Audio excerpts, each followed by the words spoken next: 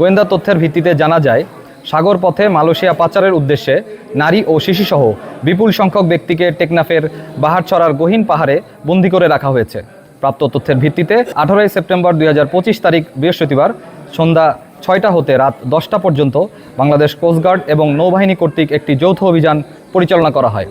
অভিযান চলাকালে কোস্টগার্ড ও নৌবাহিনীর সদস্যরা উক্ত পাহাড়ের চূড়ায় পাচারকারীদের গোপন আস্তানা হতে পাচারের উদ্দেশ্যে বন্দী থাকা নারী ও শিশুসহ 66 জন ব্যক্তিকে উদ্ধার করে।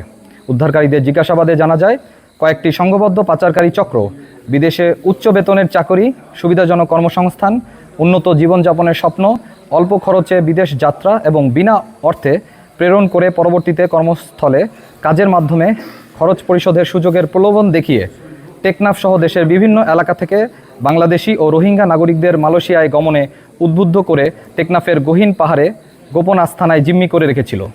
পরবর্তীতে পাচারকারীরা তাদের সুবিধাজনক সময়ে মেরিন ড্রাইভ সংলগ্ন উপকূল হতে বোটযোগে মালয়েশিয়ায় পাচার করার পরিকল্পনা করছিল। তারা আরও জানায় যে পাচারকারীরা তাদের আটকে রেখে নির্যাতনের মাধ্যমে মুক্তিপণ আদায় করার চেষ্টা করছিল। অভিযান চলাকালীন যৌথ বাহিনীর উপস্থিতি টের পেয়ে পাচারকারীরা পালিয়ে যাওয়ায় কাউকে আটক করা সম্ভব হয়নি। তাদের আটকের নিমিত্তে নৌবাহিনী ও কোস্টগার্ডের গোয়েন্দা নজরদারি ও অভিযান চলমান রয়েছে।